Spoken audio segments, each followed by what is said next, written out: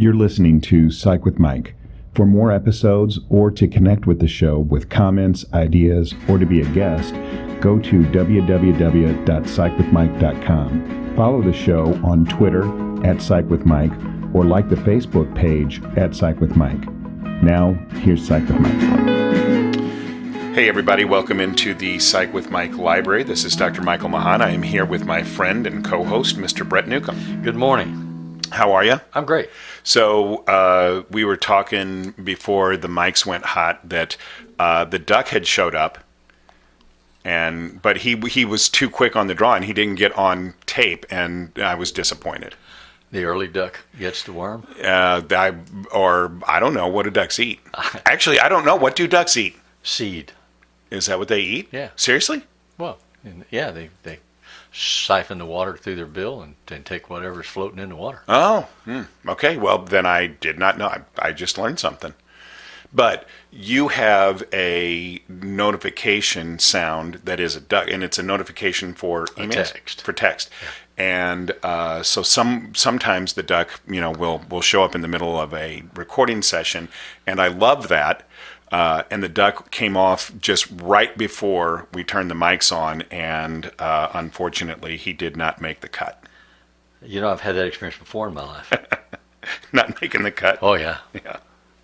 So we wanted to talk about something that you and I both are pondering, and I think is extremely relevant while we're still in the process of physical distancing. So I'm still very much in this mode of wanting to change the terminology that people are using during the coronavirus pandemic, from social distancing to physical distancing with social connections, because I don't want people to start to be afraid to have connections with other people. I think that that's essential. But at the same time, if we're going to physically distance, then what's going to happen is that we are going to be away from other people that we are connected to, at least by some kind of physical barrier. And what I was thinking about this week, and I sent you articles on, was this idea of, is there ever a time when isolation is a positive? Yeah, and there are in the literature a number of examples that you can read about where people were isolated voluntarily, not as a result of some disaster, right, for multiple years. They lived like hermits. Right. And there was a time in human history where hermits were regarded as prophets. They had a special relationship with the gods, right, and they knew things that ordinary mortals didn't know, and they often received messages about the things that were going to happen. In today's world, it's more viewed as an anomaly and maybe a psychiatric disorder. Mm-hmm. If you isolate yourself and live as a hermit, there has to be something wrong, because today's general perception is that man is a social being and that he has to have social interaction in order to survive in a healthy, productive way. Right. But I think that there is research that bears that out, that if you are isolated and put into isolation against your will, that people become psychotic, they break from reality, and they can even die. And so there's like the black hole of Calcutta. Sure. You put them in a little prison pen, a little box that doesn't let them physically stretch out, in unbearable heat, and alone and afraid, and their mental processes break them. Right. Which is why isolation in the penal system is considered inhumane punishment, right, because there is all kinds of research that shows that isn't a good thing. So what has to happen then I heard that Michael Cohen was put in isolation today. Who? President Trump's lawyer that's in prison. Oh, really? Yeah. Because of... the story is that he and another inmate at the prison were getting into some hostilities regarding cell phone usage. Mm-hmm. And they apparently, in this particular prison, they're allowed to have cell phones and use them for whatever reasons. And in order to break it up and solve whatever the problem is, they put him in isolation. So we don't know how long that'll last. Yeah. Well, Michael Stone is a man of his own creation. But I mean, seriously. Well, aren't we all? Well, I mean, except yeah, but I mean, he's a guy. Well, I don't want to get into the politics of that, but I mean, he did what he thought he was doing for somebody that he thought had his back, and then in the end, And that he valued. yeah, what ended up happening is that because of political concerns, the people that he thought he was working for didn't have his back. Yeah. But anyway, so the literature that we've looked at on this topic then is suggesting to us that the difference between whether or not being in isolation or being alone is positive or negative is based on what? You were telling me this before we started. I thought that you phrased it really, really well. Well, I just remember having a number of conversations with clients through the years to invite them to consider the difference between being alone and being lonely. Yeah. Loneliness eats at the human heart. You feel disconnected from people that matter to you, whether they know that that's the situation or not.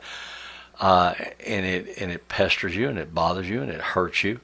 But being alone can often be a serene experience and a calming, meditative experience. And so you can't equate the two. It's not the same thing, being alone and being lonely. Being lonely is a problem. Being alone does not have to be. Right. And I think that is a fantastic distinction upon which we need to really put this information out for people, is that if you are alone and you are not lonely, there's no reason why that has to be pathologic. No, it doesn't mean you're broken at all. But you could be lonely in a group of 100 people. Absolutely. And then that's going to be hurtful to you regardless of how many people surround you. Right. And so then the real issue, because like Kierkegaard, Sartre, even Plato, and the analogy of the man in the cave, these are all examples of philosophers who lived a hermetic lifestyle and were considered prophets, and people thought of them in high regard, but none of those individuals felt lonely as a result of their isolation. That we know of. Right. But so in today's world, it's a bigger challenge because we are technologically connected in ways that man has never been. There are things that surround us as distractions and distractors nonstop. Right. The And radio so- in the background, the television in the room, the cell phone. Sometimes beeping with even an when you're email. sleeping. Yeah. Yeah. Well, and that's another, I was sharing in a different podcast that I do just yesterday that, You can pimp it. well, I do a series of podcasts with Dr. Kathy Maupin at biobalancehealth.com.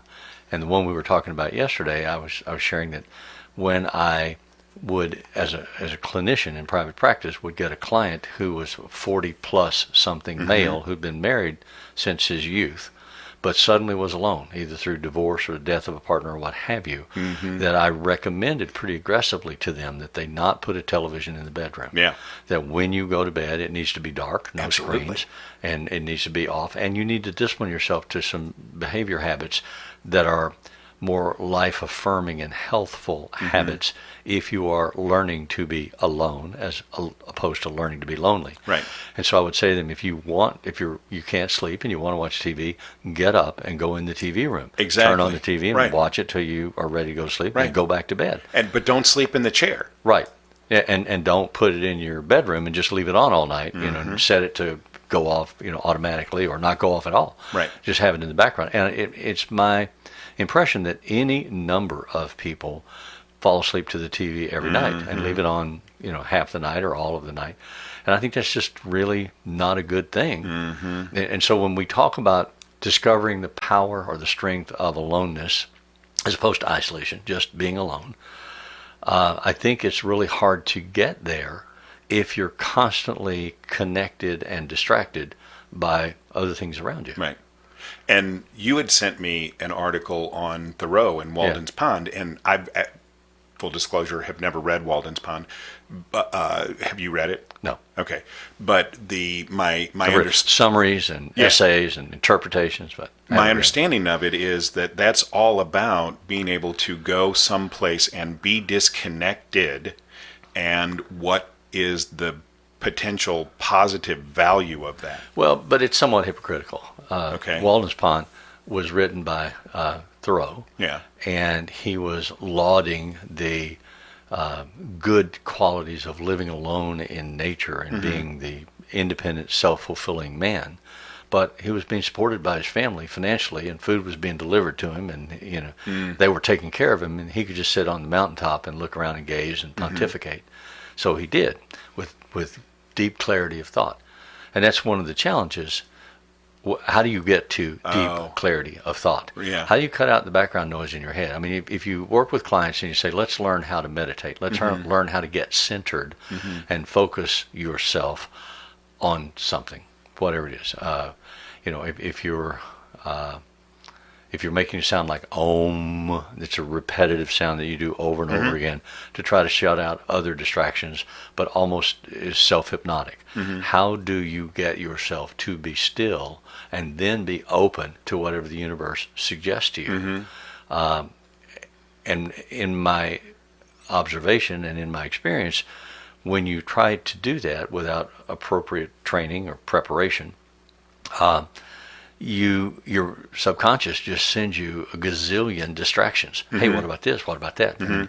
Look over there. There's a bird. There's what kind of tree is that? Was that a rabbit that just went by? I mean, there's always something that your mind wants to focus on and look at and say, well, let's think about this instead of just being still and just being quiet. And I find it a real challenge to be still and be quiet, to turn my brain off, and to not have it be looking for interventions that will distract my attention. Well, and I'm actually looking at my phone, not because I am distracted, but because I have a client who is really, really, really into meditation. Right. And he is very much he had this exact same problem where he would meditate, and the goal was to empty your mind, and he talks a lot about his monkey mind and how it sends him all of these distractions, and it was really hard for him to maintain that kind of focus. And he follows a guy named Sam Harris, who is actually a neuroscientist, who is really, really into meditation. And this Sam Harris guy has an app, and I think it's called Wake Up, but I could be... There are a dozen of them that you can find. But this is specifically the Sam Harris's guy, because he says, don't try and overly focus on emptying your mind. Allow yourself to be aware of the things that your monkey mind is sending you. But be passive to it. Don't Yes. chase the rabbit. Just Don't watch chase the rabbit. flow. Yeah. Right. And then when people can allow themselves the latitude to do that and not feel like that they need to empty their minds and stay in that kind of state, Force a condition. it makes it so much easier for them to remain in that meditative space. And I think that can be really to remain there or to efficient. get there, Michael. Get there. Yeah, because it's if you can achieve it, if you can just be present, if you can be what one field of therapy, the IFS movement, calls in self or with self, there's real power in that. And a strength that comes from it. But in order to be in self, you have to shut out all of those, or not shut out, but allow those distractors to drift away. It's like the chattering nabobs of negativism that Spiro Agnew used to talk about. Let all that noise in the background just make its expression and go away. If you just sit still and observe it and don't interact with it, don't engage it, don't debate it or rebut it or challenge it, just let it passively go through. It'll go through. And then you will be in self. Then you'll be in a place where you can think, meditate, or experience something that you haven't experienced. But if you try and take control of that, and then you've force already lost it. Then you're out of it, because now you've got what in psychology we call a secondary problem. So the fact that coronavirus is a pandemic is a thing, and we should be aware of that. But the truth is that as of today, 99.81% of the U.S. population has not been adversely affected, in that they have not been diagnosed with the disease. So it may not necessarily be coronavirus that is causing a person an issue, but it may be all of the other things that surround that is causing them an issue, and their worry about it. And so that's what in psychology we call a secondary problem. And the same thing is true with this meditation thing. If you become aware of the thoughts that are invading your meditative state, and then you try and force those out, that now it's a secondary problem. Now you're focused on trying to force those things out of your mind, which then is underlying defeating the purpose. You're fighting with it. And if you have ever read up on sensory deprivation and sensory deprivation tanks, if they insulate you from your body's sensory data and suspend you in a liquid solution, what the literature shows is that you will have very frightening experiences because your subconscious will start to hear things that you're afraid of, that you may not even know you're afraid of. Like if you're afraid of the sound of slithering snakes or rats clawing in the wall or whatever. And it'll generate those sounds inside your head, and you will be subsumed with anxiety and fear unless you can just observe that and let it flow through. If you can observe and let it flow through, then you can get to a meditative place where you are suspended and not distracted by, you have a scratch on your nose or an itch on your nose, or you have a pain in your stomach. All that stuff will knock on the door. Right. Hey, can we think about this? Can we talk about this? It's a real challenge to learn how to avoid that, to get through that to the next level. But if you can do that, all the research shows it's a really positive strength asset to have. And the same thing happens when people have psychedelic experiences. And so Michael Pollan, How to Change Your Mind, is a really great book that's very accessible to anybody who would like to pick that up and look at it. But the psychedelic molecules were actually the main line of research in mental health treatment before Timothy Leary, and I don't want to get into the whole reason why that all happened, but if you pick up Michael Pollan's book, you'll understand. Well, the CIA was doing some too. Well, absolutely. Everybody was doing research in it. And then it was quashed because of Timothy Leary. But regardless, it's starting to come back, and people are recognizing that this is potentially a very profitable way of looking at it. It shuts down what's called the default mode network in the human brain, and opens so when you say profitable, you don't mean monetarily. No, experientially. Yeah. But when that happens, a lot of people who experience that call that ego dissolution. So you separate out your perception of your ego from everything else in the universe, and it feels like you merge with a greater whole. But you then get all of this stuff, like you're saying, in the sensory deprivation. All of the things from your shadow then try to pervade your consciousness. And if you are afraid of that, you're going to have a really, really bad trip. And so if you do a directed psychedelic experience, what the coach is going to say to you, the person who is helping you walk you through that, they're going to say you have to embrace that. You have to run towards the fear and allow the fear to be a part of what you are experiencing. And when you do that, the fear either teaches you something that you need to know, or you find out that it was unwarranted, that there actually wasn't anything to be afraid of. Well, that's like the old in vivo desensitization. Yeah. If I have a phobia of snakes and you throw a snake in my lap, I'm either going to die or get better. Right. So, but it's kind of an extreme response. Exactly. And I wouldn't willfully allow you to do that to me. No. And I wouldn't recommend it for just anyone. I mean, but I'm just pointing out the similarities. Right. So sometimes psychologists get pretty close to the edge. Yeah. So besides meditation, which is a great thing that can help people to gain insight and self-awareness, what I would really encourage people to think about is ways of being able to be alone without feeling lonely that may not necessarily be as deep as what we're talking about. If you want to gain personal insight, that's fantastic. But when I'm down in my workshop building models, I'm alone, but I don't feel lonely. Right. Because I'm doing something that I really enjoy, and I think that creative processes are fantastic at occupying a space in our minds that we don't usually engage, and are really beneficial at helping us to be alone, but not be lonely. And for me, it's often a location. It's a place to be. Like I prefer mountaintops with open vistas.